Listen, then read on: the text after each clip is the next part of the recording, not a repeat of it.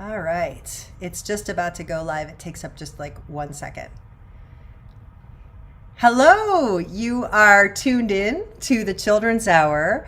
We are doing our fifth live stream of a virtual field trip.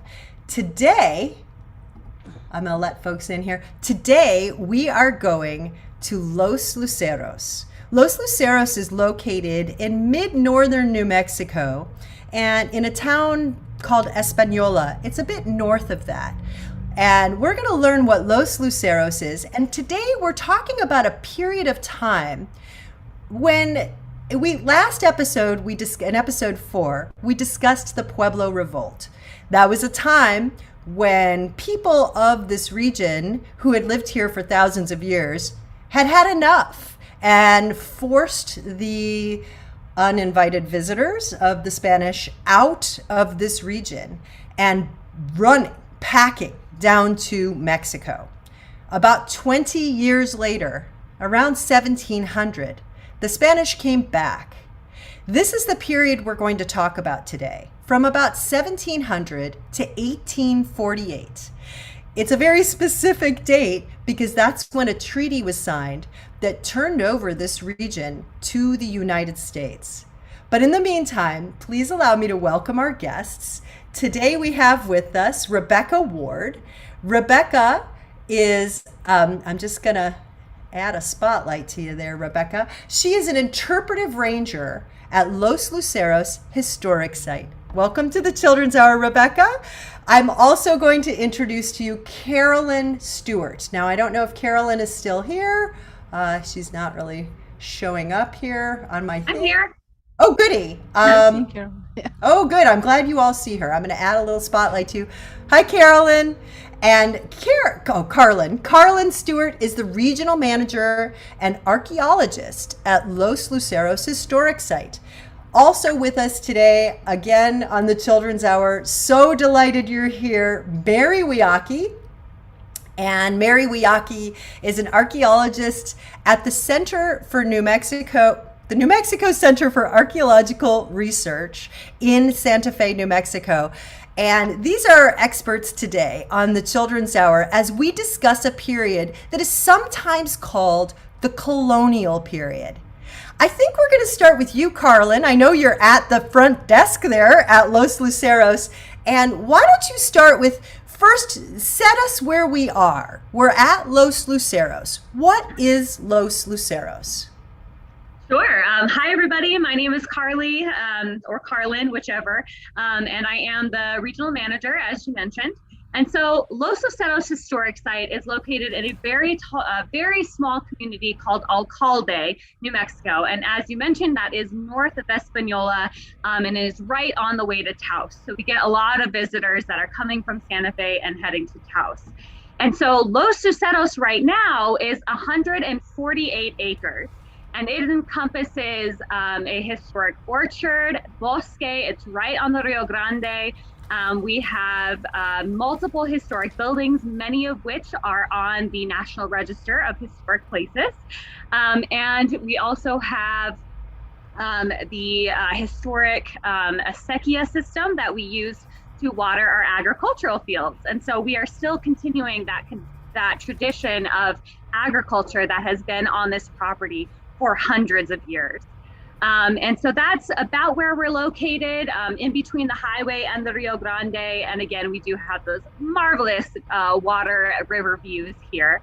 And one thing I do want to start this conversation with is just to acknowledge that though we are focusing on a time period that is when, the Spanish came back here during the land grant, Sebastian Martin, that stuff. I do just want to set us on the story that, of course, historically, the Tewa speakers were here in this land way before the Spanish got here. And that's something that we really, really want people to know about Los Luceros, because though the Spanish coming here did change a lot of things in the area, it really was first occupied by the Tewa speakers. And there is a nearby Pueblo called Biogue, which we'll talk about later. But I always want to push that because a lot of people think that the history of Los Luceros started with Sebastian Martin, or even later with the Lucero family, or even later with Mary Wheelwright. And that is just not true. It goes back substantially further. So just wanted to start that off so that we acknowledge that. Thank you so much for doing that. Rebecca, I'm going to bring you up now. And Rebecca, you're the interpretive ranger at Los Luceros Historic Site. And I guess as folks are listening, let's talk about, we're just starting right now at around 1700. Who were these people who came up to Los Luceros, and what was already, you could talk a little bit about what was already happening at Los Luceros. We also have with us Mary Wheelwright, and she will talk about that too. But Rebecca, tell us who these people were. Yeah, by 1700, a lot had happened, obviously, at Los Luceros Historic Site, or rather what would become it. So like I always start my interpretive tours when I tell people about the history of the site is that Los Luceros has been a farm for well over 1,000 years. And that's nearly continuous farming has happened here, whether it was native indigenous farming practices, and then eventually the Spanish come in. Before the Pueblo Revolt, there were some Spanish people here, but I don't know a lot about them. And I just know that it was called a consortium. So basically 3 or more Hispanic families would claim land together and then work the land together. Prior to this, Oñate had shown up. And I'm sure in your Pueblo Revolt talk, or even before that, you may have talked about Oñate, because he is he hasn't really come up. And it's important that you go ahead and say, who was Juan de Oñate? People who don't live in New Mexico may have no idea who you're talking about. Oh, great. Okay. I didn't want to go over things if you'd already gone over it, but that's okay. Don Juan de Oñate was a conquistador. And so he was a conqueror, and he was known to be particularly violent and hostile. In fact, he was so violent and hostile that he was recalled back to Mexico City to answer for the crimes that he committed against Acoma Pueblo. And this included cutting limbs off of men in the Pueblo because they dared to resist his nephew storming Acoma. He essentially went scorched earth immediately with native peoples, and by that you mean that he was absolutely brutal. Yes, yeah, and so when I say scorched earth, and I'm not sure about this, but I'm sure he burned something down. That was his personality. But Oñate came up and he occupied Okioinge partially. And he established the first failed capital of New Mexico called San Gabriel. And he chose this area just south of what we become Los Luceros because it's right along the Rio Grande. But also he had people to subjugate very freely. Like he had people who he could very violently oppress. And that is what Oñate did. And he brought up thousands of soldiers from Mexico, both Spanish and indigenous soldiers from Mexico who had signed up to go with him. He also brought some of the first Spanish and European livestock to this area, including sheep, cattle, donkeys, pigs, horses, things like that. And apparently Oñate's train of people was preceded by their smell. It's said that native peoples could actually smell the train of thousands of people because of just like how many they were, how much livestock there was. There's not a lot of water in New Mexico, and I'm sure bathing wasn't a top priority of this train of people, but their smell definitely preceded them. I've heard by like 3 days, people could smell Oñate coming on the wind. And so Oñate came to this area, and the people of Fiogue Pueblo, who the Pueblo still exists, it's still at Los Luceros, and the people of Fiogue decided together to leave Fiogue to join a larger Pueblo group, probably for safety, And a lot of them went to San Juan Pueblo, which we now know as Okeawinge Pueblo, but also a large group of them went to Hopi. And there is a village at Hopi called Tewa Village, and those people come straight from the land of Los Luceros. And we know that because over 500 years of oral histories have survived to this day. And oral histories are a wonderful way to learn about the past. They're very accurate, and they have great information. And the oral histories about the people of Fealgay are very extensive. So I want to talk a little bit more about what is happening in New Mexico at this time, in Los Luceros at this time. So 1703 around is when folks came back into Los Luceros. Mary Wiaki, I'm gonna pull you into here because I have a feeling you know what was happening in that moment. So I'm gonna pull you up here, Mary. Mary Wiaki, thank you for being with us on the Children's Hour again. Describe this region in the Pueblo, just overall. This has been a settled region for thousands of years. Describe what it was like. Yes, the Tewa people, as well as the Toa from up in the Northern Territory, occupied this whole mesa top that's behind Los Luceros. And they call it some people call it Black Mesa, but if you've ever walked that mesa top, there are several villages on that side.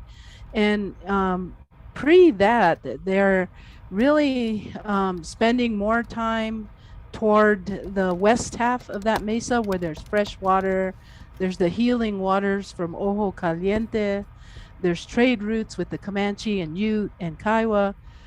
They're being protected from the Apaches by these other tribal member entities that are on the other side.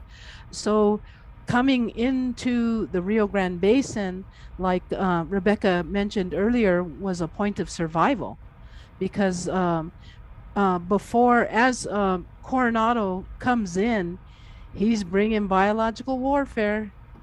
And people are starting to literally die off in numbers, huge numbers. And what do you mean by biological warfare? Is that like disease was getting spread? Yes, diseases that they had never been exposed to. A lot of them were, of course, the smallpox and other diseases that were coming across from Europe. They were used to them. So can you imagine if they smelled what else they were bringing? Yeah. Because they were unclean humans. So if you the map that had the graph on it. Happy to share. Yeah, let's do that. Right there. There you go. All right. So if you look at this map, can you see my little pointer? We cannot. Okay, so look at the time periods down at the bottom. So 1500 to 1600, and you see this big, long pink line going up on the top. That's basically a huge drop in numbers of humans. That's a population map that you're showing us. Yes, that's the number of people who occupied that's Santa Fe and Santa Cruz, Velarde, Chama. They're all in that basin. And so you're looking at a huge millions of human beings being there were so many of them, they would drop dead in the streets.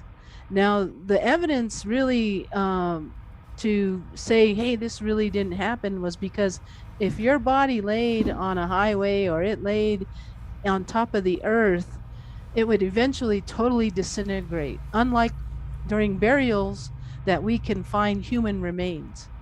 So these people that were dying were just left there.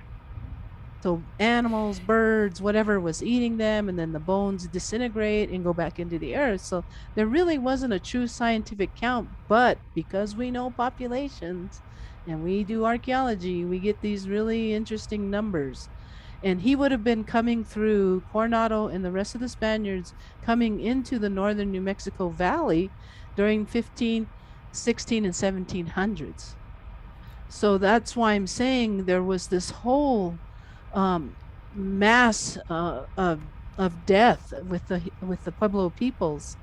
So if you think about having to survive, we can probably get out of this map. And it's saying it didn't include the Galisteo Basin. So can you imagine those humans that were decimated? Because he travels toward the Galisteo Basin. So for folks not in New Mexico, what Mary is referring to is the valley of the Rio Grande where Los Luceros is. There's kind of there's a long space between that and another valley, which is the Galisteo Valley, which has had a lot of folks too. Should I show them that other map, Mary? Show them the other map. Let's look at that one now. That one's even more interesting as well, not only because it's showing, if you look at all, you've got big dots and you got these tiny little dots. And you're covering not only New Mexico, but Arizona, which is on, where she's got her little arrow going. So over far to the left, that's Hopi, and then Zuni down here, and then the Caris, and then the Rio Grande Valley. So show them exactly where Los Luceros is on that map. So I'm going to zoom in on here. This is Albuquerque Lake, right?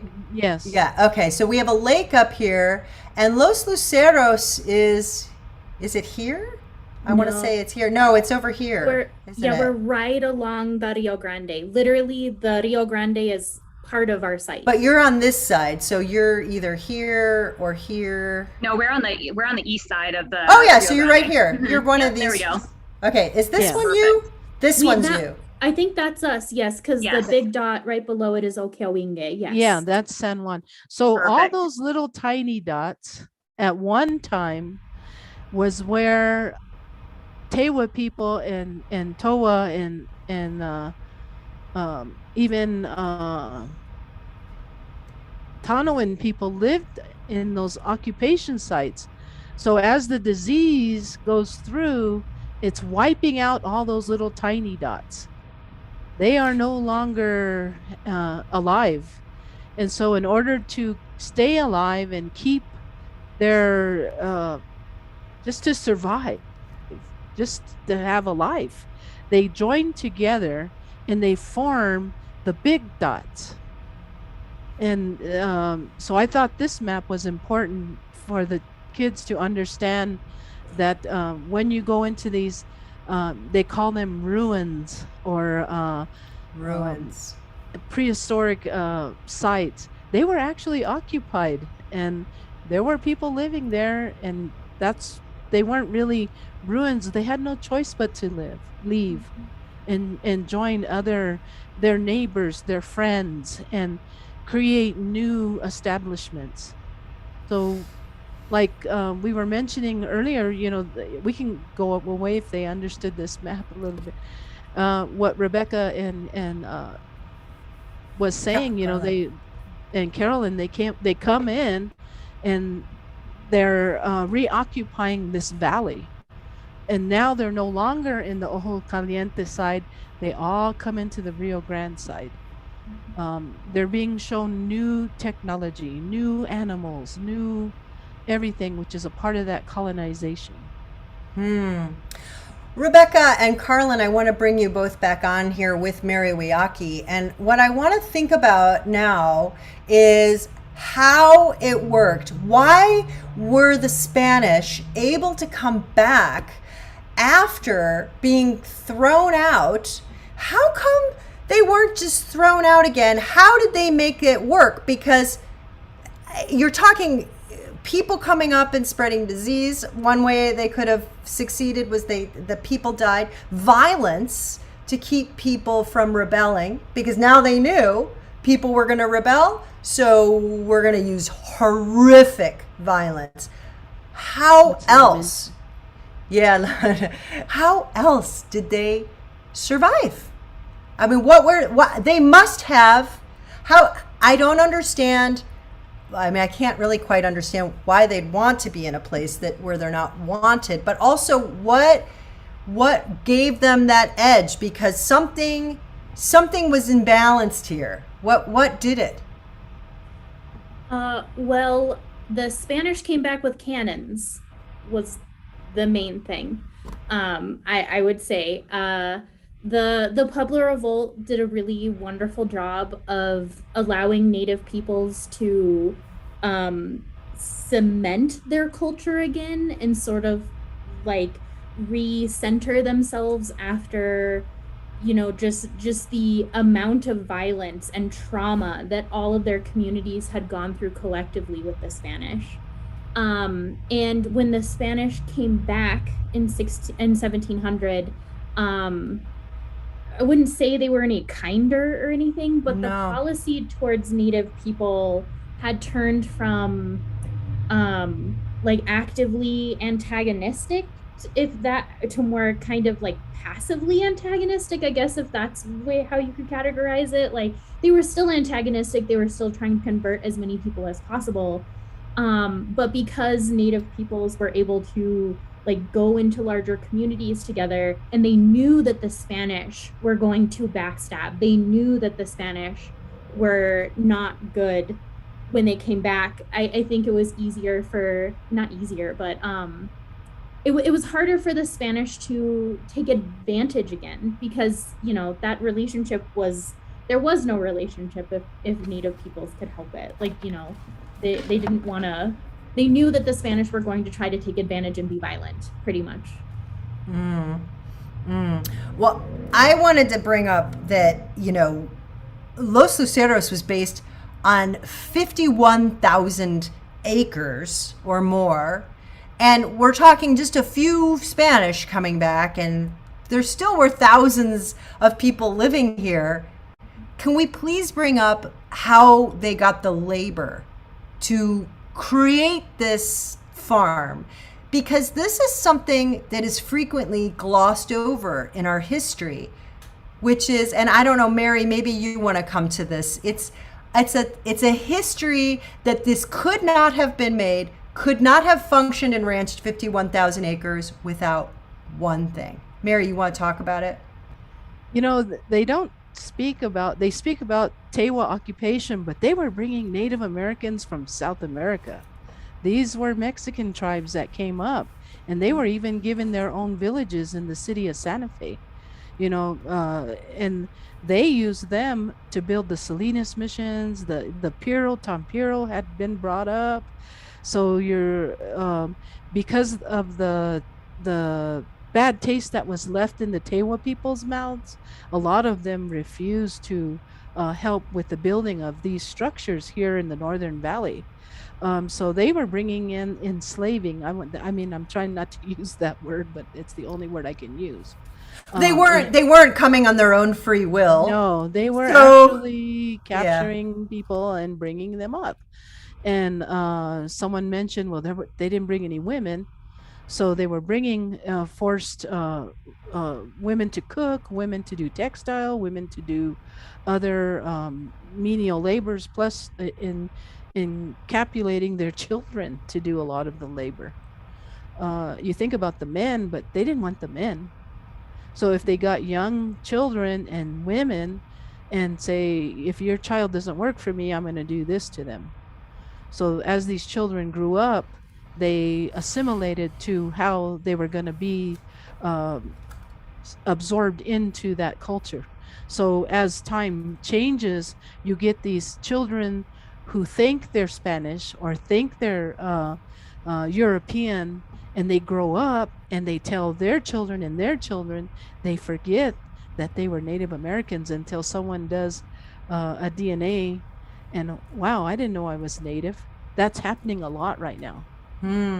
So there's a word for that here, and I wonder if it's different from this concept of Geniceros. I don't know how you say it, but it is. Yeah. Genicero. Right, yeah. Could you, Carlin, do you want to tell us, what is a Genicero? What does that mean?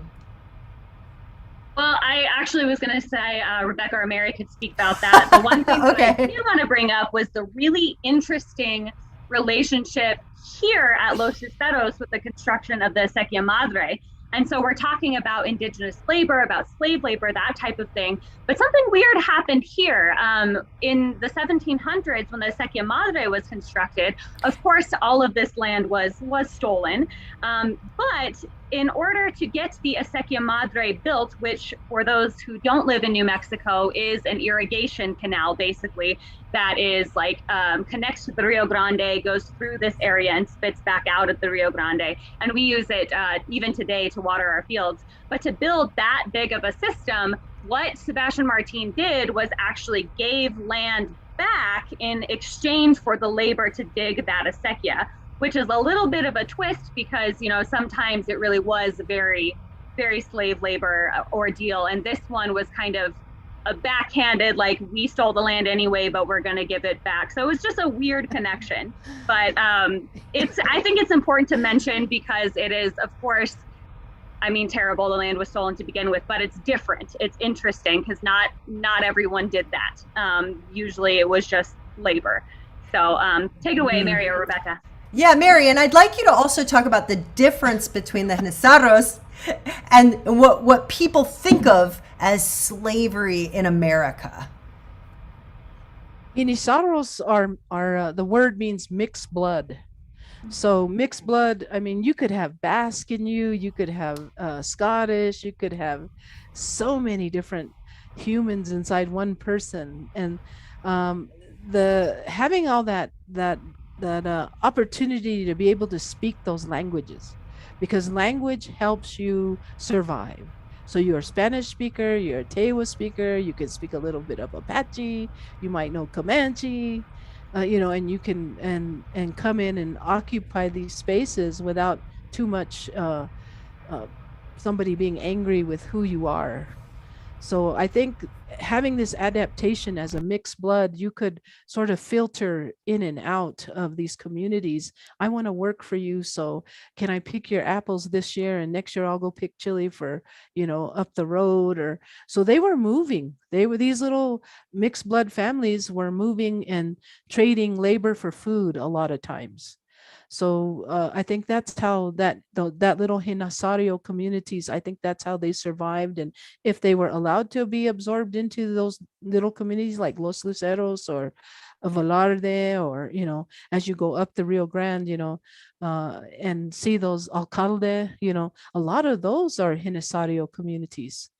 And I see people that still think they're Spanish, but have a Polish last name. I love that. Talk a little bit, Rebecca, maybe you can help us understand that there were things being grown, crops, not just for subsistence at Los Luceros, not just to help the people living there and the family living there survive, but also for trade. And in order to have trade in a region, you have to get along. And so these alliances that were forged between both the Los Luceros of other regions of this area, same kind of setup, these haciendas, these big farms that were being, controlled by Spanish that had come back, but also to travel through and get along with the Pueblo people so that, these trade routes were possible. Can you talk a little bit about that? How did that really work? Did they have some kind of network of trade routes that were happening at this point? Well, trade has been a very established part of the New Mexico or just the United States Southwest long before the Spanish ever had an inkling that the Americas even existed. So there are ancient roads that people still use to this day, but that we can also see that aren't used anymore. And I mean, we have found things in archaeological sites in this state that come from the Sea of Cortez. So these very huge established trade routes are something that the Spanish definitely took advantage of. The Camino Real wasn't a new idea. It was definitely something that they followed, at least partially pre-established trade route systems that native peoples had. They traded parrots and feathers and crops. That's how corn ended up in the Southwest. It originated in Central America. And so not only do you have stuff like that being traded in. But the Spanish also very specifically put haciendas and established their own communities or intermixed with and made a Genesoro community along trade routes specifically to get goods from Mexico City and even from Europe. And Carly raised her hand, so I'm assuming she has something she'd like to add. Oh, you're muted, Carly. You're muted. You'd think by now I'd know. So I was going to say, like, talking about kind of these collaborative systems, that's another thing that harkens back to the acequia, right? Is that the acequia is used to water this entire area. And so neighbors have to work together in terms of water control, water diversion, times of the year where you have to use less, more, that kind of thing. And so that was very cooperative between the Spanish, the indigenous folks, the Anglo folks that all lived and live in this area. And so that's one way that cooperation was fostered, because you had to share water. Of course, water is also used as a method of control as well, but the acequia system here really was very cooperative among the neighbors. So I just wanted to throw that in there, that's another means of that. Yeah, Mary raised. Another means of trade was you had talented potters. Yes. So they couldn't really wait for stuff to be shipped in. Like, they loved their little soup bowls and their plates, and we never used platters, and we didn't know what a soup bowl was, man. We were like, So they're actually commissioning these Pueblo women to do a lot of our items that they were used to seeing: candle holders, platters, soup bowls, cups, pitchers, flower pots. And these items you find in archaeological sites, and we already know, oh wow, look, colonialism. And so we can date things just by finding what's in the ground. And the men in my village, men were the only ones who were allowed to do textile work. So now you have these Native American weavers working alongside Spanish weavers. Cotton's gone, but wool's big. Wool is the silk at that time. So they're trading technologies, and they're creating a new system of trade. And I would suspect that when the Spanish came and brought no women, which is worth mentioning since you're looking at a screen of 4 women, when they brought no women, so in a way, maybe over time we find Spanish, loving, falling in love and forging family bonds that maybe helped soften the reputation and the situation. Am I right? Is this what was happening? As you think about it, it just seems like that would be the natural evolution of building a society with no women, is that you're going to have to make families with people who are already there. And then eventually, everyone loves their grandchildren. So eventually, is this kind of how it worked? Was there any way of acceptance? Mary, I guess I'm looking to you. Were at some point, like Spanish, like these haciendas and stuff, were they somehow accepted more because there was family ties? Sometimes, yeah, because like I said, a lot of times they hid that woman that they married into their families. They didn't let her be Native American anymore. She was to dress, act, speak, everything in that European context. And once in a while, there's stories that say these women would sneak off and meet with their brothers and sisters, and that would save that hacienda sometimes from being burned down. So yes, I think there was an advantage to having a Native American wife or, your children. But it was kind of a sad deal because your little kids would never know your side as a Pueblo person. And here we are hundreds of years later, that is still broken. That link for some of those families, like it's gone now. Yeah, that's harsh. Yeah, that's please, why when Carlin. I know a lot of families that will ask me, my DNA shows that I'm Native American. Can you help me? And I'm all like, God, that was 1,000 years ago. I can't. Can't go back 300 years. Yeah, Carlin. Well, I was Carlin. going to say, it's kind of multifaceted and it really kind of depends on the situation because, yes, it might have softened some of that, but a lot of it was forced. It was, forced. Women were forced into these families. Again, as Mary mentioned, they were forced to lose their entire cultures, ways of life, family connections. And so it's always kind of important to think of like, okay, maybe part of that might have been good in somehow, but a lot of it was negative and forced. And back to Mary's point, I worked on an excavation in Jemez Historic Site, which is the Jemez Pueblo.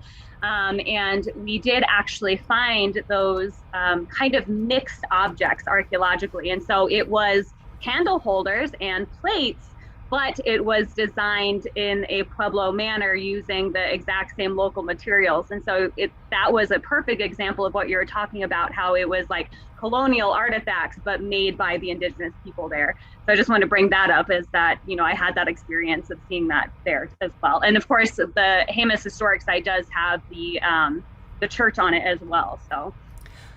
Let's jump into what happened there. We're talking a period of time that's pretty specific. Around 1700, the beginning is a little fuzzy, but around 1700 to 1848, it cuts off. So there's a reason for that time period. As we advance into the 1800s, we start having geopolitical, meaning world politics, start playing into what's happening at Los Luceros. And this is a period of time where this region was controlled by the Spanish crown, the Spanish king. And it led to the Spanish king gave permission, for example, to have non-Spanish people be your servitude to you. There was a messaging from the Spanish crown that if you weren't Spanish, you in a way weren't human in a way, and that was absolutely coming from the Spanish crown. It also established land grants, which are a foreign concept really to everybody unless you live in New Mexico. So talk to us a little bit about that geopolitical thing, the influence coming in from Spain, coming from Mexico, coming from the Catholic Church, and how that formed what was going on an individual level right down at this farm, at this hacienda. And any of you can take this. Sorry if that's a tough one. Yeah, go for it, Carlin.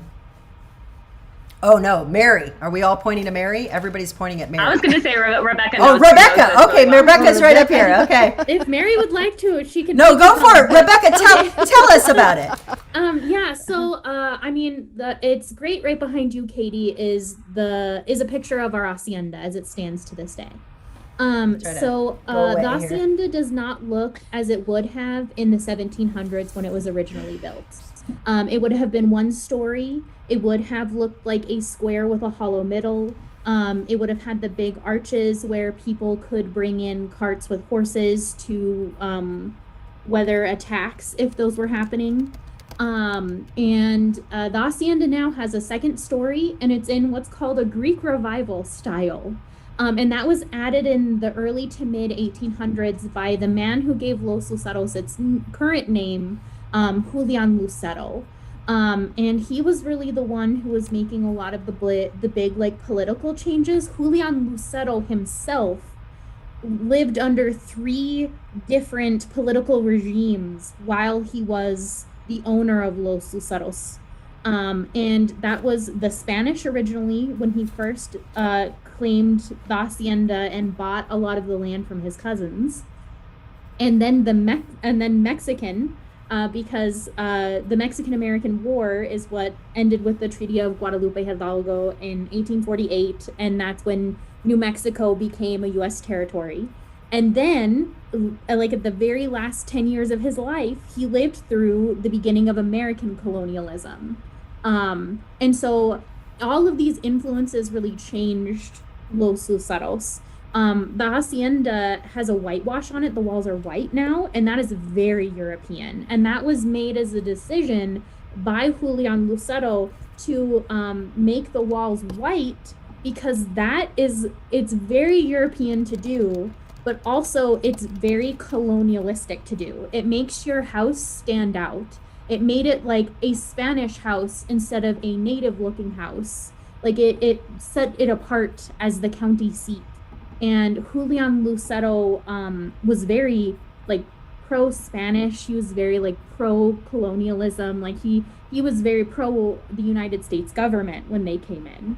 And so you see like all of these influences really coalescing right under Julian Lucero's time here. Like he planted the first really expansive apple orchard, which is a hangover from American colonialism. But Julian Lucero, I mean, just the house itself, like the Greek revival style is just so European. And like even the veranda, like or like the balcony on the second floor, that is also very European. And so it's this thing where Spanish or colonism like was trying to put European influences very outwardly. It's an outward look. Outwardly, we are European. It's a very like bold statement to say very like we are European. We're not native. We're Spanish. Like that type of idea. Despite the fact that most of the labor that we've mentioned that was done at Los Luceros was done by people who were sometimes there against their will. You know, so it's a really I would say like culturally chaotic time period.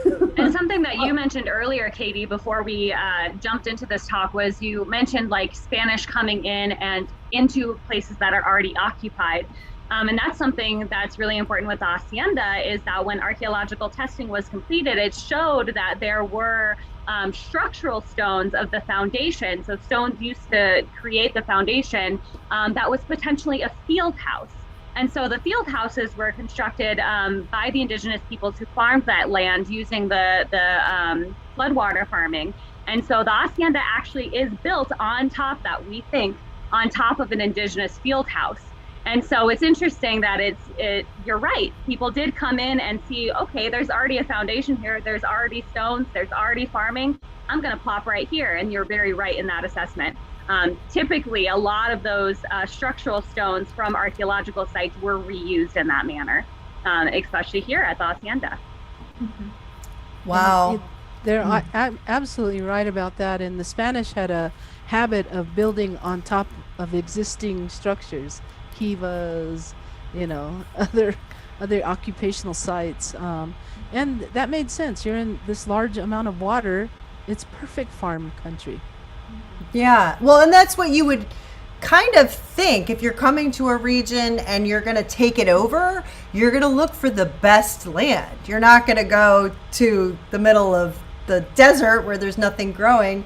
And one thing that really struck me, which actually launched me in this entire project, was a visit to the Salinas Missions National forest park. Anyway, it's down in south of Albuquerque. There's some mountains. And as you go into those mountains outside of a town called Berlin, you come upon these ruins called Abo. I was at Abo, A-B-O, and you can see the ruin, and I'll try to find a picture of Abo here for you, but you can see and Andrew, I might task you to do that for me. Find me a good picture of Abo. But you can see the mission itself, which is the destroyed mission, really. But it's literally on top of an existing town. That's what it looks like. And not only an existing town, it almost looks like they chose to build the church right on top of an existing holy site because there's kivas there. And what launched me into wanting to do this project was reading the signs, and it didn't make sense. And there was questions as to why did they have kivas inside of these churches? And my thought was, why did you build your church on top of to me, it wasn't that the kiva was built inside of the church. It was that the church was built on top of the kiva. And I think that's what you're saying, Mary, right? That's what happened for the most part. That's exactly what happens, because how do you keep people who occupied that space interested in a church that you're going to pray to a different God in. You put your God on top of theirs, and them knowing that that place will always be a holy place, they have no fear of entering that space. Are they praying to their God, or are they playing to the new occupation God? They're actually appeasing both gods so they can live. Wow. Well, That's and in addition, because a lot of times Native people were forced to build the Catholic Church on top of their own sacred space, they made it so that their sacred space was still accessible. Yeah, and so you could it was when they say that the religion of Native peoples went underground, it literally had to go underground to, like, the Spanish put it underground, but Native peoples were able to sort of like make sure they still had access to their sacred spaces, and like without the Spanish knowing, because the Spanish forced them to build a church on top of their own sacred space. Yeah, so that's it sort a of huge like backfired in a way to the Spanish. That's a huge thing about resilience, and the resilience of the indigenous people, and keeping their cultures and their religion. And like I said, Jemez Historic Site is the exact same thing. They plopped the mission church right on top of a thriving, massive Pueblo. And if you go visit there today, you can see, the mission church is still standing and looming, and the Pueblo is, mounded, it's underground. And there are stories like at Jemez Historic Site where the mission church was burned. It was burned down specifically. And so it's really important when speaking about the mission churches is speaking about indigenous resilience as well. Yeah, that's his Jemez Historic Site. And yes, when you go to a place like this, you sit and think, this is just feels weird. It feels almost like you it would be like building your church on building your church on another church, on top of the Notre Dame or something. Yeah. Like if we could just try to look at it in that frame of mind, these holy places were the Notre Dame or the famous churches of their time and era. And then to have some total stranger come in and say, no, instead we're going to build our church on top of your church. I can see why the Pueblo Revolt was like, it was just one too many things in addition to the violence. Yeah, please go ahead, Rebecca. Oh, yeah, no, I just, like this, the Catholics really knew what they were doing. Like, Native peoples weren't the first Native peoples that they subjugated. Like, you can look at Ireland.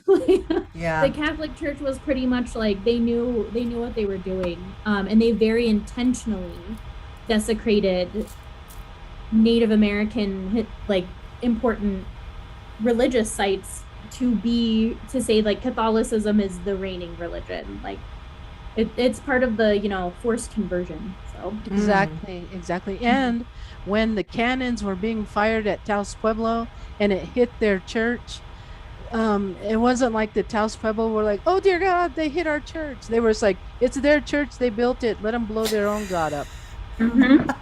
That's pretty much was the attitude for a lot of the Pueblo. Oh my God, the church was burned down and then they had to be rebuilt.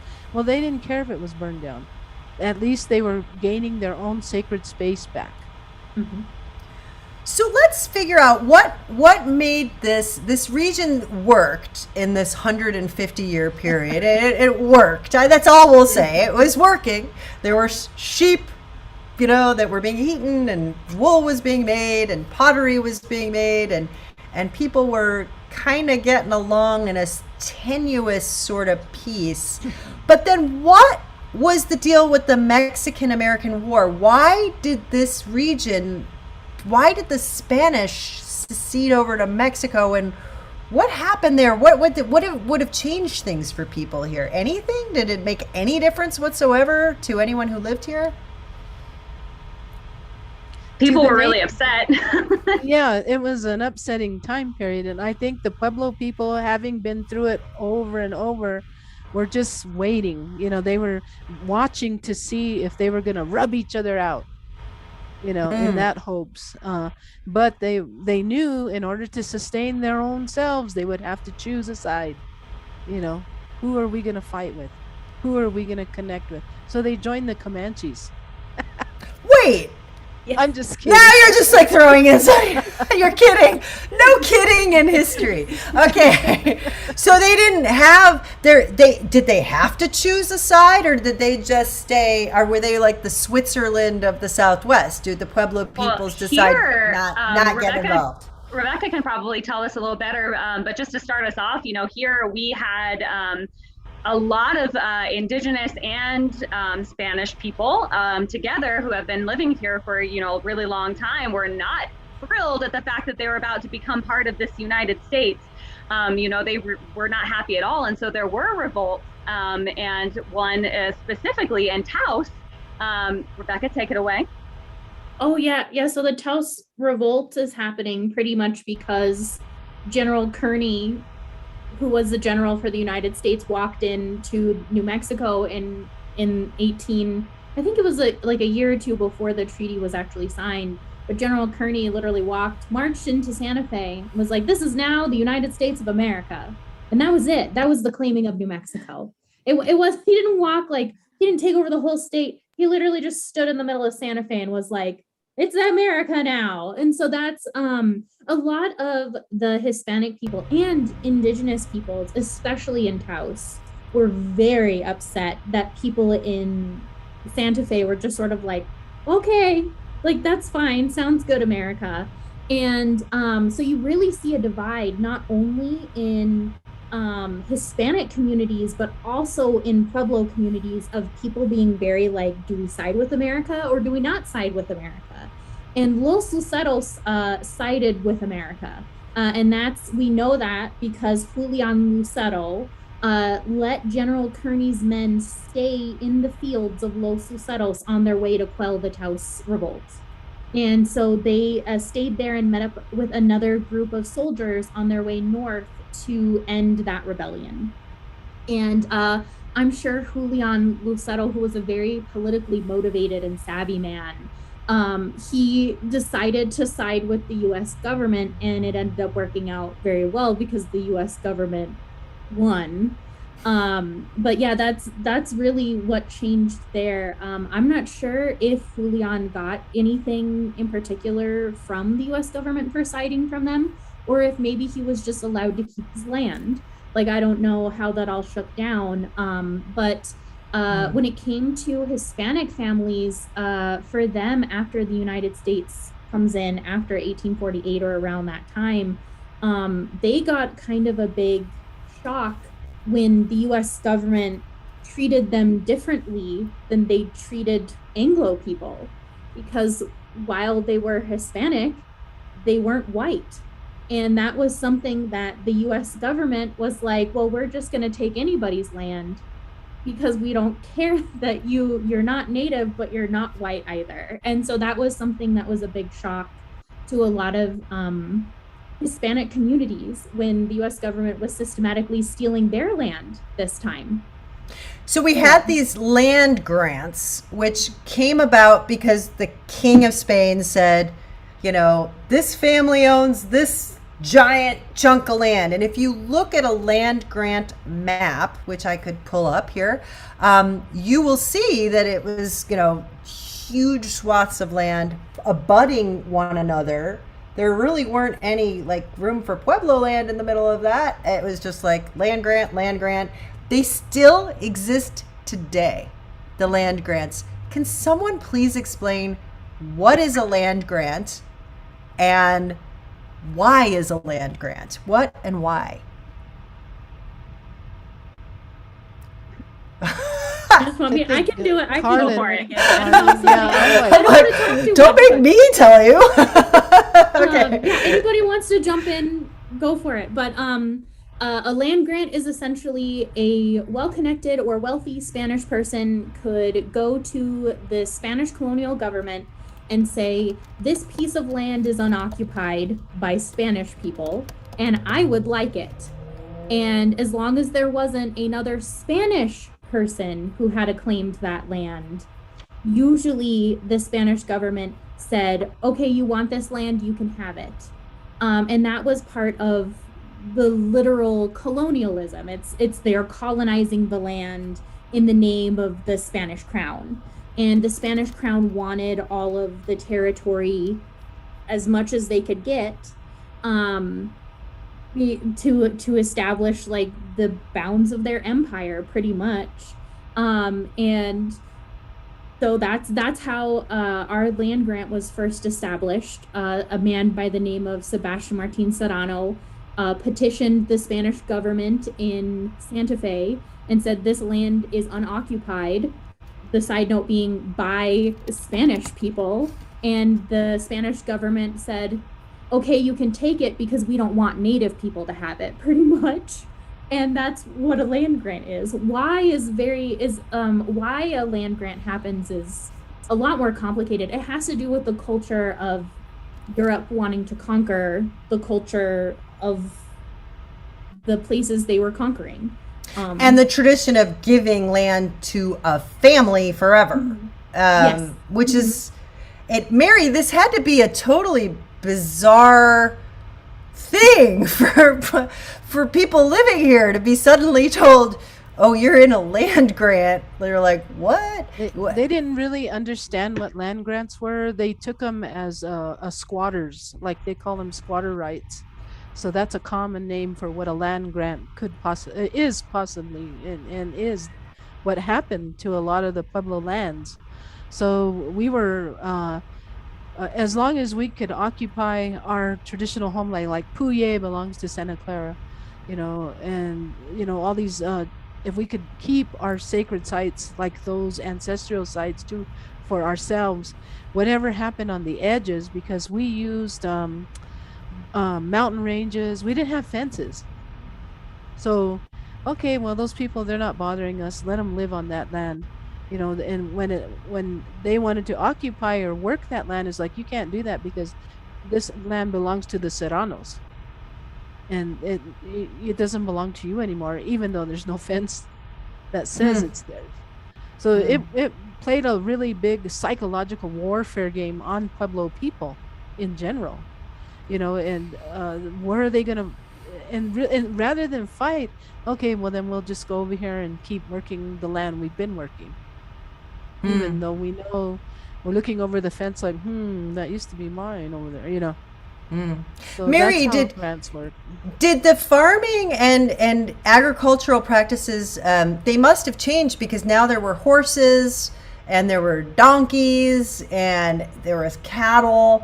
So things must have really shifted in this development between 1700 and 1848 in terms of the actual day-to-day lives of Pueblo people might have been quite influenced by that. There was a huge influence with the change of animals, like you said, domestic animals that come in from Europe, and taking over and becoming masters of these animals was a feat. Chickens were a prize, goats were a prize. Not so much, if you had a horse, you had money, you had wealth. These animals gave you a sense of establishment as far as ownership and having money, because you could trade these animals like you would for we didn't have coins, we didn't know what money was really. I mean, I had a grandma that used to burn it in the fireplace. So literally burning money. Why did I get this? What is this for? Or make jewelry with it. Yeah. So money came about. Yeah. We didn't know what that was. We were just, all I know is that they had good corn over there, and so I'm going to trade you these pair of moccasins that I made, or this blanket that I wove for that, and that was barter. But as far as everything else coming in, money's coming in. We don't know how precious gold is or silver is to these people. And one part of Los Luceros that we still have today are the Churro Sheep herd. And the reason we have it here is to interpret this whole history of the Spanish, with Oñate. And Oñate was really credited as starting the livestock industry in New Mexico. And so the Churro Sheep, became a huge economic driver of New Mexico, huge. And I mean, these sheep numbers in the span of from 1850 to 1880 went from 300,000 sheep to 3 million sheep in New Mexico. And so this was a huge driver. But it also became a very important part of different indigenous cultures, especially the Dene or Navajo people really took the sheep herding and made it an essential part of their culture, of their livelihoods. And so that was a really big change, is the Churro Sheep wool being created into tapestries and weavings and clothes and all that. And so it became a really big part of the driver. And there's a Churro Sheep. And so we still have Navajo Churro Sheep on site here to tell this story, because they really revolutionized New Mexico for a very long time. And still do. Yeah, Mary. And you get traditional regalia changes from yucca to cotton to Churro Sheep. And that wool manta, we never had wool mantas until this creature came into our lives. What's a manta? What's a wool manta? It's the woman's traditional dress, the single shoulder dress. It's black, and they wear it during a lot of the Pueblo feast days and dance regalia for the women. And finding weavers nowadays are kind of slim and none. I know a few. I can count on one hand. So most of the textiles coming from the Spaniards. So again, here's that trade. You want what I have, Interesting. So we see in this period a rapid coming together, not necessarily at all harmoniously, but ultimately by the end in 1848, sides are being chosen because the whole region maybe is unaware about what's about to happen next, which is a fairly shocking transition from 1848 to today. A lot transitioned with the influx of nationalism of this region, that it became part of the Americas as a territory. But even in this period, it forged a funny, can you imagine? I ask those who are watching and listening to this now, if you could imagine what it would be like to have kicked people out who had invaded your land, and then they came back with huge cannons and guns, and you either died or got along. And to me, what I see is that the people of this region who had been here all along, since our first episode 23,000 years ago, coming all the way through to now, saw the writing on the wall that you either forged some kind of peace or you did not survive. You came together and you abandoned your traditional home to join other people, or you would not survive. Do I have that about right? That's about you do. What happened. You have it about right, and we're still making that transition into colonialism. We're trying to re-establish our language, our culture, our songs and everything, but yet we're influenced still by the outside world. So how do I keep my children from still becoming colonized? I try to have my own native schools within my Pueblo system. I try to go into urban school systems and have those urban children relearn about themselves. So I think we're still being influenced by the outside world as a cultural people, as Pueblo people or as Native American people. I should put us all in one whole. I think that that fear of survival, that's basic survival. Adapt and overcome and try to live at peace.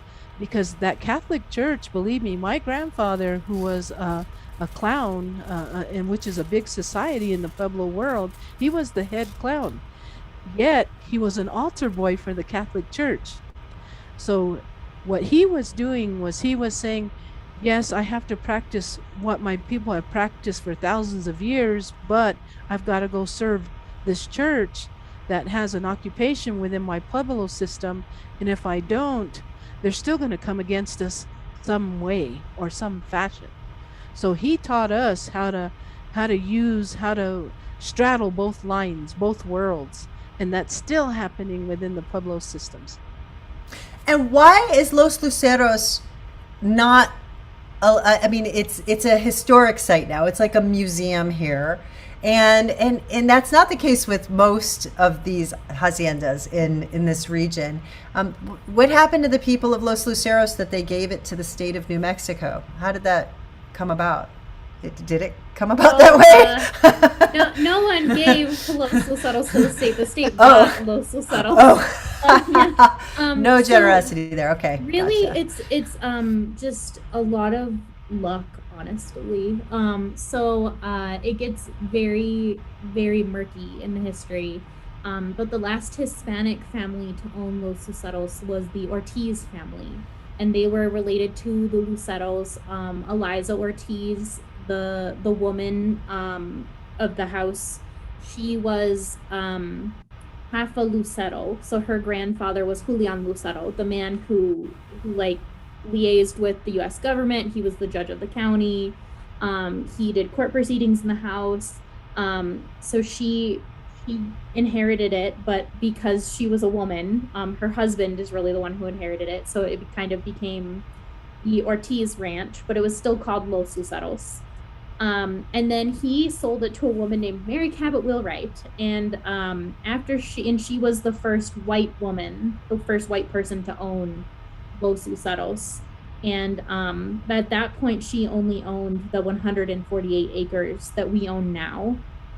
And so we went from 51,000 acres to like all the way down to 148. And that happened through like giving away chunks of land after people passed away, other families buying chunks of land.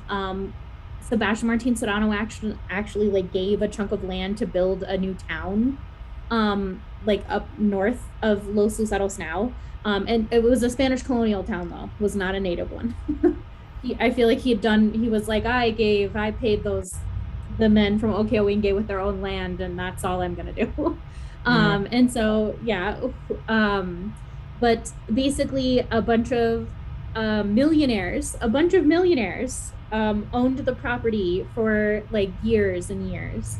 And then a couple by the name of Frank and Ann Cabot restored the house to how it looked when Mary Cabot Wheelwright owned it, as in honoring their cousin who owned it. So the inside of the hacienda is not Spanish colonial in any way. One room. We have one room. Yeah, we got one room. But even that represents how American colonialism came on top of Spanish colonialism. And that continues still. We still have American colonialism happening pretty actively. And the state purchased the property from Frank and Ann Cabot in 2008.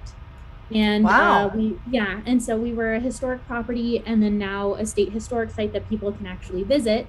But the hacienda almost fell apart basically all throughout the 60s, 70s, 80s, 90s, and the 2000s. There are pictures of cows in the building, walls completely missing, pieces of the roof gone. Mm-hmm. And so when we talk about the hacienda, we talk about its multiple occupations and how it has changed over the decades. But also, some people see Mary Wheelwright as the savior of the hacienda. And in some ways, yes, she restored it. She put a lot of money into it. It is still standing today.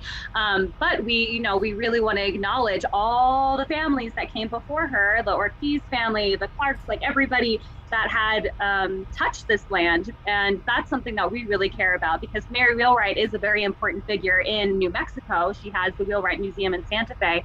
But this land has touched so many people of so many different origins that we really want to make sure that we talk about all of them. Mm-hmm. And that's beautiful, and that's an awesome view that you two women have on this beautiful hacienda. And we look at it with respect as well from our distance as Pueblo people, because it touched our history. Well, thank you all so much for being with us on the Children's Hour. This is episode 5 of our series called A Brief History of the American Southwest for Kids. This will ultimately be a 6-part, very brief podcast series, less than 20 minutes each, that come with accompanying learning guides, learn-along guides, so that teachers can use this in their classrooms and help everyone understand the interconnected nature of all of our histories together. This program was made possible in part with the support of the New Mexico Humanities Council and the National Endowment for the Humanities. And no views or proclamations or anything is necessarily expressing the views of the National Endowment for the Humanities or the New Mexico Humanities Council. We are grateful for their support to make this project happen. We also have support from the New Mexico Center for Archaeological Research, and many thanks to our friends at Los Luceros, Rebecca Ward and Carlin Stewart. Thank you, Mary Wiaki. Thank you to the team that you work with over there for partnering with us. And many thanks to the NACA Schools and the NACA Inspired Schools Network. You will be able to find this podcast series in November 2022 is our anticipated release date. So don't hold your breath, but it is coming out eventually. We're going to make sure that it is excellent, accurate, and full of great imagery and lots of other information. Many thanks to everyone who has been tuning in live today, as well as everyone who watches later.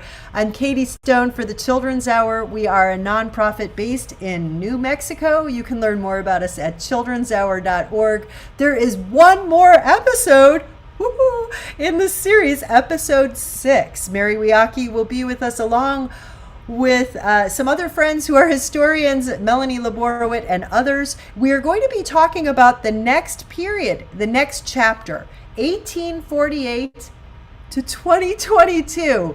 And wow, did a lot happen then? Did this area change a lot? And what is happening now? And how did all of this history that goes back to more than 23,000 years continue? It's a living history that is still happening today. We get to be a part of it. And isn't that a blessing? Thank you all so much for being with us today on the Children's Hour. Thank you to our guests. And thanks, everyone. I sure appreciate you all. Thank you so much.